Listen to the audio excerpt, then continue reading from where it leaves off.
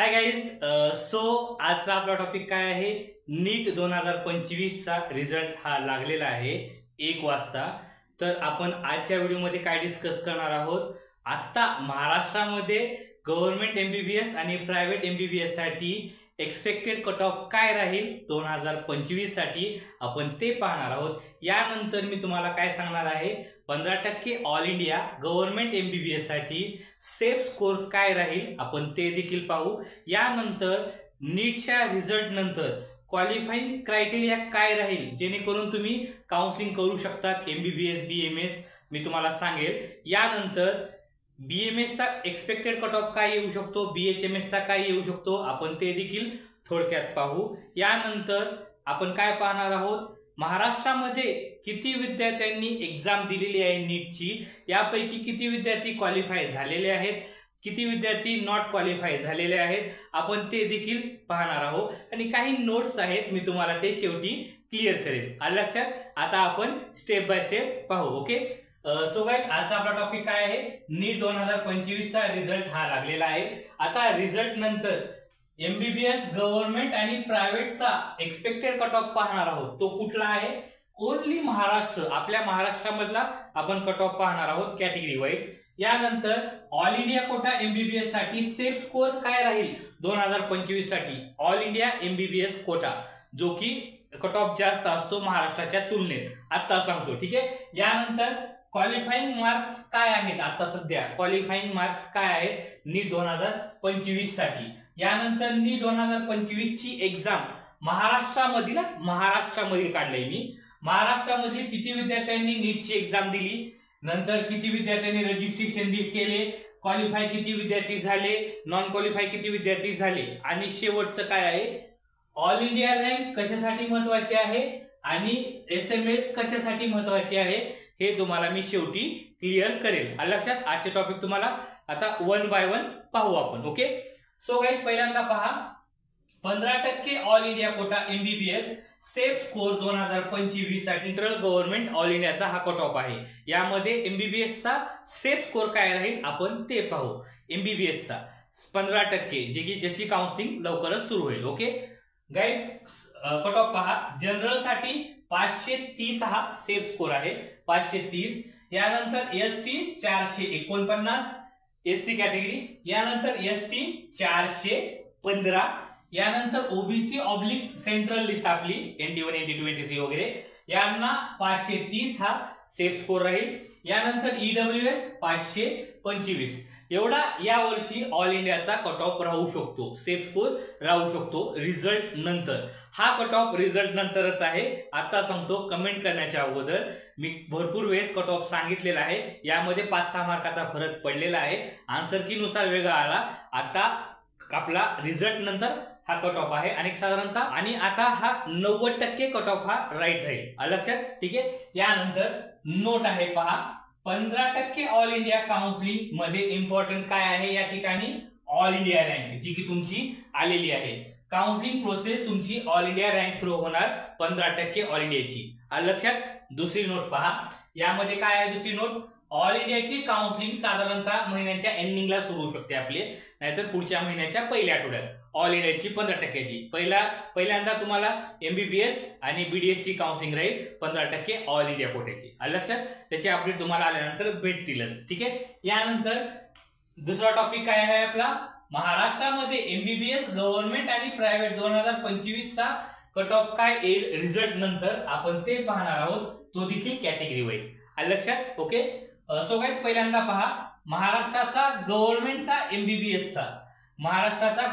एमबीबीएसचा expected cut off 2025 चा category wise काय आहे पहा. ओके गाइस, ओपन साठी हा कट ऑफ येऊ शकतो बरं का. ओपन साठी गव्हर्नमेंटचा, महाराष्ट्रातलं गव्हर्नमेंट कॉलेज ओपन साठी 508 मी लास्ट लावता किती सांगितलं होतं, मी ऍक्युरेट आकडा सांगत आहे तुम्हाला, 508. यानंतर एससी कॅटेगरी 432. यानंतर ST category 332. VJ category 474. NT1 465. NT2 489. NT3 505. OBC oblique SBC 505. SEBC जी नवीन कॅटेगरी आलेली आहे त्याचा 498 हा कट ऑफ राहू शकतो आणि ईडब्ल्यूएस चा 485 हा कट ऑफ राहू शकतो. आपण आता काय डिस्कस केलेला आहे, 2025 साठी गव्हर्नमेंटला महाराष्ट्रामध्ये एक्सपेक्टेड कट ऑफ काय येऊ शकतो आपण ते पाहिलेलं आहे गव्हर्नमेंटचं. आता ठीक आहे, यानंतर पुढचं काय आहे, महाराष्ट्रामध्ये private MBBS expected cut off 2025 चा काय येईल कॅटेगरी वाईज आपण आता ते पाहू. ओके, सो गाईज, ओपन साठी 474, एससी कॅटेगरी साठी 429, एसटी साठी 325, ईव्हीजे कॅटेगरी 465, NT1 452, NT2 474, NT3 474 आणि ओबीसी 473, एसीबीसी 470 आणि ईडब्ल्यूएस 473 एवढा प्रायव्हेटचा कट ऑफ राहील महाराष्ट्रामध्ये. प्रायव्हेटचा गाईज हा कट ऑफ एक साधारणतः 90% ऍक्युरेट आहे. 90% ऍक्युरेट आहे. यापेक्षा जास्त कट ऑफ कशाचा खाली येऊ शकतो, एसटी कॅटेगरीचा 300 पर्यंत देखील कट ऑफ येऊ शकतो. पण डिपेंडिंग आता किती विद्यार्थी रजिस्टर करतील त्याच्यावरती सर्व डिपेंडिंग राहणार आपलं. ठीक आहे, महाराष्ट्राचा कट ऑफ हा एसएमएल वरती राहील. आता सांगतो तुम्हाला महाराष्ट्राचा कट ऑफ. ओके गाईज, यानंतर नोट पहा, नोट आहेत 2. महाराष्ट्राची काउन्सिलिंगची जी प्रोसेस आहे, यामध्ये इम्पॉर्टंट काय आहे, एसएमएल स्टेट मेरिट लिस्ट, म्हणजे महाराष्ट्रामध्ये किती विद्यार्थी काउन्सिलिंग करतात त्याच्या लक्षात तुम्हाला एसएमएल महाराष्ट्रासाठी खूप इम्पॉर्टंट आहे. ज्यावेळेस तुमची स्टेट मेरिट लिस्ट येते त्यावेळेसच तुम्हाला महाराष्ट्रामध्ये प्रोसेसला समजेल की आपल्याला काय भेटेल काय नाही. लक्षात, या ठिकाणी ऑल इंडिया रँक तेवढी महत्वाची नसते. All India rank all India म्हणजेच आपली 15%च्या काउन्सिलिंगला जास्त इम्पॉर्टंट आहे. ऑल इंडिया रँक मध्ये थोडासा फरक पडतो, पण महाराष्ट्राच्या काउन्सिलिंगसाठी तुम्हाला एसएमएलच लागेल, कारण की महाराष्ट्राची जी प्रोसेस होते ते एसएमएल थ्रूच होणार. लक्षात समजलं तुम्हाला. यानंतर पुढचा टॉपिक पहा. पुढचं काय आहे, सीईटी सेलची काउन्सिलिंग. सीईटी सेलची जी आपली महाराष्ट्राची एसएमएल येणार, महाराष्ट्राचे रजिस्ट्रेशन होणार, सीईटी सेलची काउन्सिलिंग साधारणतः पुढच्या महिन्यात म्हणजेच जुलैमध्ये मिड जुलैमध्ये सुरू होऊ शकते. मिड जुलैमध्ये. आता या महिन्यामध्ये वेटरनरीची काउन्सिलिंग साधारणतः 24 तारखेच्या नंतर सुरू होऊ शकते. लक्षात समजलं तुम्हाला. पुढचा टॉपिक काय आहे, महाराष्ट्रामध्ये नीट 2025 साठी किती विद्यार्थ्यांनी एक्झाम दिलेली आहे, किती विद्यार्थी परीक्षेला आले होते, किती विद्यार्थ्यांनी रजिस्ट्रेशन केले होते, क्वालिफाय किती विद्यार्थी झालेले आहेत, नॉट क्वालिफाय किती विद्यार्थी झालेले आहेत, ओव्हरऑल आपण आता ते डिस्कस करणार आहोत. हे खूप इम्पॉर्टंट आहे महाराष्ट्राच्या विद्यार्थ्यांसाठी. ओके, सो गाईज, पहिल्यांदा पहा, रजिस्टर विद्यार्थी किती आहेत महाराष्ट्रामध्ये. रजिस्टर केलेले विद्यार्थी 2,48,201 एवढ्या विद्यार्थ्यांनी नीटचा फॉर्म भरला होता, फक्त महाराष्ट्राचे विद्यार्थी. ओके, यामधले एक्झामला किती विद्यार्थी आले एक्झामसाठी, 2,42,858 एवढे विद्यार्थी आले एक्झामसाठी. म्हणजेच एक्झामला कोणते विद्यार्थी आले नाहीत, म्हणजेच ऍबसेंट होते एक्झामसाठी 5,343 या विद्यार्थ्यांनी एक्झाम दिली नाहीये नीट 2025 ची. किती, 5,343. लक्षात. ठीक आहे, यानंतर पुढचं काय पहा, क्वालिफाईड किती, म्हणजे किती विद्यार्थी इलिजिबल झालेले आहेत, क्वालिफाईंग मार्क त्यांना पडलेले आहेत, म्हणजे क्वालिफाईंग क्रायटेरिया काय आहे ते देखील तुम्हाला सांगेल. त्याच्यावरही किती आलेले विद्यार्थी आहेत ते सांगतो तुम्हाला.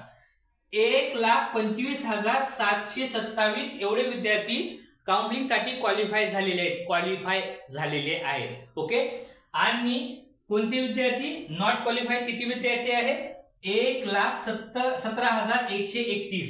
1,17,131 एवढे विद्यार्थी क्वालिफाय झालेले नाहीयेत. कितीपैकी, 2,42,858 पैकी. ओके, आता म्हणजेच नोट मध्ये पहा याचा अर्थ काय आहे, मीन्स 1,25,727 विद्यार्थी जे आहे ते काउन्सिलिंग करतील. कोणती काउन्सिलिंग करतील, MBBS, BMS, BHMS, BDS, veterinary आणि बीयूएमएस एवढी काउन्सिलिंग इलिजिबल विद्यार्थी करतील जे की क्वालिफाय झालेले आहेत या काउन्सिलिंगसाठी. ओके, यानंतर पुढची नोट पहा, नॉट इलिजिबल विद्यार्थी किती आहेत, 1,17,131. हे विद्यार्थी एकतर वेट करतील इलिजिबल क्रायटेरिया खाली येईल का नाही पाहण्यासाठी, नाही तर बीपीटीएस शिवाय त्यांना पर्याय नाहीये. क्लिअर सांगतो तुम्हाला, बीपीटीएस शिवाय पर्याय नाही. लक्षात. ठीक आहे, यानंतर शेवटचं पहा, शेवटचा टॉपिक काय आपला, मोस्ट इम्पॉर्टंट टॉपिक आहे आता नीट 2025 साठी इलिजिबल क्रायटेरिया काय आहे. ओके, नीट 2025 साठी इलिजिबल क्रायटेरिया काय आहे काउन्सिलिंग प्रोसेस साठी, आता ते पहा गाइस. ओके, ओपन आणि ईडब्ल्यूएस साठी 144.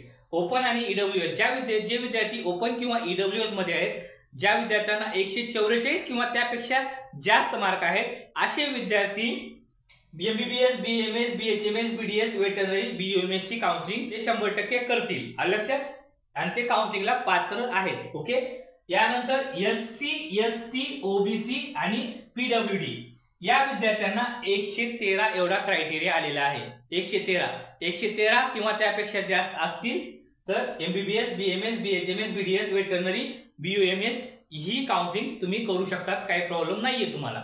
लक्षात, आणि बाकीचे याच्या खालचे जे विद्यार्थी आहेत त्यांना एकतर इलिजिबल क्रायटेरिया खाली येईल त्याची वेट करावं लागेल, नाही तर बीपीटीएस ला तुम्हाला ऍडमिशन घ्यावं लागेल. हे दोनच ऑप्शन आहेत तुम्हाला. ठीक आहे काय, शेवटची नोट पहा. इलिजिबल क्रायटेरिया, आता यानंतर जर तुम्ही इलिजिबल क्रायटेरियासाठी वेट करत आहात तर इलिजिबल क्रायटेरिया कधी खाली येऊ शकतो, 99% बरं का, 99% कधी खाली येऊ शकतो, ऑक्टोबर नोव्हेंबर 2025. ऑक्टोबर किंवा नोव्हेंबर 2025 ला इलिजिबल क्रायटेरिया खाली येऊ शकतो, यापेक्षा देखील. आणि ते देखील साधारणतः 10 ते 20 मार्काने, जास्तीत जास्त 10 ते 20 मार्काने इलिजिबल क्रायटेरिया खाली येऊ शकतो. थांबत असतात तर तुमच्या रिस्कवरती तुम्हाला थांबावं लागेल. लक्षात, आपण काय काय डिस्कस केलेलं आहे, सेफ स्कोर काय आहे, त्यानंतर ऑल इंडियाचा सेफ स्कोर पाहिलेला आहे, एमबीबीएस साठी महाराष्ट्रामध्ये किती एक्सपेक्टेड कट ऑफ येईल ते देखील पाहिलेलं आहे, किती विद्यार्थी महाराष्ट्रामध्ये एक्झाम दिली ते सर्व ओव्हरऑल आपण पाहिलेलं आहे. लक्षात, आता यानंतर तुम्हाला बीएमएस चा कट ऑफ लवकरच भेटेल. आणि आता सांगतो तुम्हाला, आता तुम्हाला स्कोर आलेला आहे, तर तुम्हाला जर काही विचारायचं असेल, खूप विद्यार्थी कॉल करत आहेत, तर सरळ सरळ तुम्ही व्हॉट्सअपवरती मेसेज करा किंवा कमेंटमध्ये विचारा की सर माझी एवढी रँक आहे, माझा एवढा स्कोर येत आहे, माझी ही कॅटेगरी आहे, मेल फिमेल सांगा, आणि तुम्हाला BMS, MBBS, BHMS, BUMS, veterinary in case काय भेटेल तुम्हाला विचारायचं असेल, बिंदास विचारा, काही प्रॉब्लेम नाहीये. तुम्हाला फ्री ऑफ कॉस्ट सर्व गायडन्स दिलं जाईल. आणि ज्या विद्यार्थ्यांना काउन्सिलिंग करायची आहे सर्व, त्या आपल्या काउन्सिलिंगचे ऍडमिशन नेक्स्ट वीक मध्ये सुरू होत आहे, तर तुम्हाला सर्व काउन्सिलिंग एकाच फीस मध्ये केली जाईल. काउन्सिलिंग तुम्हाला पाहिजे असेल तर तुम्ही कॉन्टॅक्ट करा. ओके, व्हॉट्सअपवरती मेसेज करून कॉन्टॅक्ट करून डिस्कस करून घ्या आणि ऍडमिशन करून घ्या. नेक्स्ट वीक मध्ये आपली काउन्सिलिंग सुरू होत आहे. एकाच फीस मध्ये सर्व प्रकारची काउन्सिलिंग तुम्हाला करून दिली जाईल. अदर स्टेट असेल, महाराष्ट्र असेल, ऑल इंडिया असेल, कोणतीही सर्व प्रकारची काउन्सिलिंग एकाच फीस मध्ये असेल. फक्त त्यांचे डिपॉझिट जे असेल तुम्हाला शासकीय फीस ती तुम्हाला पे करावी लागेल. ओके, काय अडचण वगैरे असेल मी माझा खाली नंबर दिलेला आहे, मेसेज किंवा कॉल करून डिस्कस करू शकतात. जर कॉलवरती बोलायचं असेल तर अगोदर मेसेज करा, व्हॉट्सअपवरती मी तुम्हाला कॉल करून डिस्कस करेल. खूप विद्यार्थ्यांचे कॉल येत आहेत. ओके, काय अडचण वगैरे असेल मला कॉल करा. Bye guys.